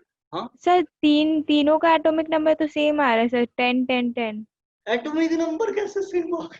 नहीं सर, एटॉमिक नंबर नहीं, मतलब 10 10 10 आ रहा है तो कैसे होगा सर वहाँ पे? 10 10 10 तो इलेक्ट्रॉन इलेक्ट्रॉन है। सेम आ रहा है। हाँ सर, एटॉमिक इलेक्ट्रॉन सेम नंबर, आ रहा है। एटॉमिक नंबर से देखना है अपने को। तो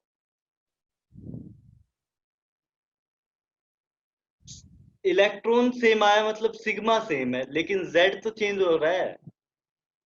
जो यस एटॉमिक सर। नंबर है वो तो चेंज हो रहा है Kashish. Yes sir. Yes sir. So अगर एटॉमिक नंबर चेंज हो रहा है तो क्या Z इफेक्टिव चेंज नहीं होगा? होगा सर।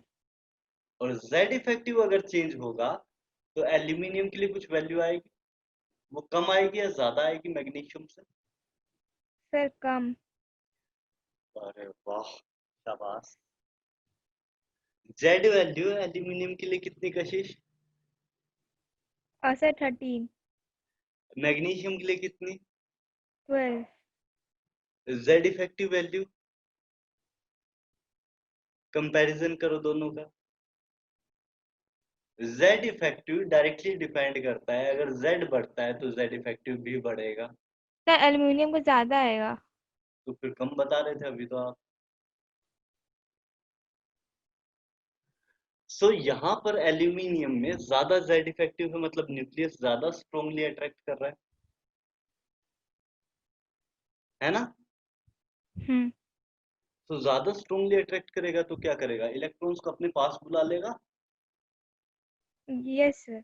और हैं 10 ही इलेक्ट्रॉन हर जगह, तो जो ज्यादा पास बुला लेगा उसका साइज क्या हो जाएगा, उतना ही कम हो जाएगा। Yes sir. और साइज कम हो जाएगा तो क्या बोलेंगे, रेडियस कम हुआ। रेडियस कम हो गया है, ये ऑर्डर ये वाला आ जाएगा। Yes sir. सर आप Z का वैल्यू बताए थे न्यूक्लियर चार्ज पिछले क्लास में, और एटॉमिक नंबर, दोनों तो एक ही बात हुई ना? हाँ तो एक ही बात है, मैं वही तो बता रहा हूँ, एक ही बात। हाँ। मैं वही बात तो आपको बता रहा हूँ कि दोनों एक ही बात है, अलग अलग बातें नहीं। हाँ। और Z इफेक्टिव का वैल्यू जितना अब कशिश ज्यादा को होगा न्यूक्लियर चार्ज बोल दिया जाए उतना तो कशिश को लगे बहुत भारी चीज है, लेकिन एटॉमिक नंबर बोला जाए हाँ ये तो आता है, तो वो वाली बात है। हाँ बोलो आद्या। Z इफेक्टिव जितना ज्यादा होगा उसका रेडियस, मतलब उस एटम का उतना कम होगा, अट्रैक्ट रेडियस ज्यादा उतना कर ज्यादा जाएंगे। कम होगा। हाँ। हाँ। ठीक है, चलिए आज की क्लास यहाँ एंड कर दें। सर डाउट है एक और। बोलो। Sir last class shielding effect बताए थे, वो समझ में नहीं आया। लास्ट क्लास के शील्डिंग इफेक्ट बताए थे, वो समझ में नहीं आया था। कशिश तुम्हें उसके लिए पहले एटॉमिक स्ट्रक्चर देखना पड़ेगा, और मैंने तुम्हें 4 वीक पहले इंस्ट्रक्शन दिए थे शायद कि एक एक वीडियो नहीं देख। सर, एक वीक पहले।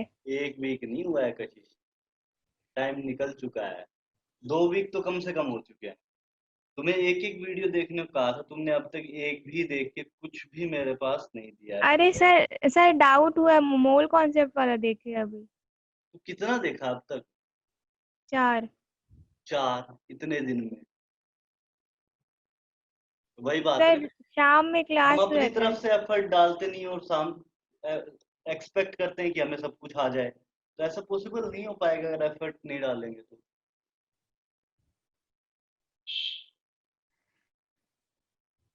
गलत बात है ना, काम होना चाहिए था, काम किया नहीं, फिर उसके बाद आप बोलते हो कि मुझे समझ नहीं आ रहा। एफर्ट तो डालने पड़ेंगे कशिश।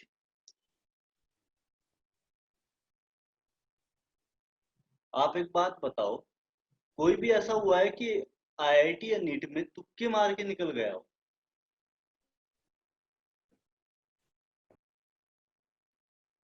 एक भी ऐसे क्वालिफाई नहीं करता है। आपको मेहनत करनी ही पड़ेगी, और मेहनत किए बिना कुछ नहीं होगा।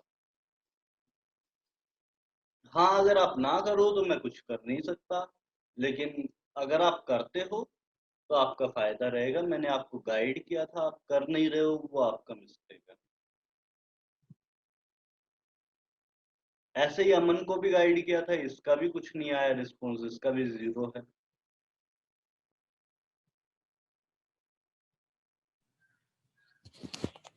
हेलो। हाँ सर, हाँ सर मैंने देख लिया सर। ठीक है, तुम्हारे डाउट्स कब लेने हैं? मनी सर, उसमें से जो डाउट्स आए होंगे वो कब लूं? तुमने आप जब पूछा बोले। कभी मुझसे? नहीं। नहीं पूछा ना? नहीं सर। हाँ, तो वही बात है। चलिए कोई बात नहीं, चलिए मैं कब इसको। लेंगे सर? हाँ बोलो। कब लेंगे डाउट? मैसेज कर देना, मैं टाइम मतलब जब तुम्हारा टाइम फ्री हो उसके अकॉर्डिंग मुझे मैसेज कर देना, मैं टाइम फ्री होते ही मैं आपको बता दूंगा। ठीक है, मतलब जो मेरा मैच कर रहा होगा फिर उसके अकॉर्डिंग मैं बता देता हूँ। ठीक है। ठीक है सर। और चलिए। सर चैप्टर 3 नहीं चैप्टर 4 का कब करेंगे? आयुष तुम कब फ्री रहते हो? एक बात बताओ, तुम्हें तो जल्दी से जल्दी कराना है, तो आज के दिन में बता दो सर कब फ्री हो। शाम को कर लेते हैं सर, किस टाइम? 6 to 7 चलेगा सर। ठीक है, शाम को 6 to 7 हम लोग डिस्कस कर लेते हैं। ठीक है। ओके सर, ठीक है Ayush, thank you sir, bye sir. Bye. Bye everyone. Thank you, sir. Thank you sir, bye sir. Bye. बस सर।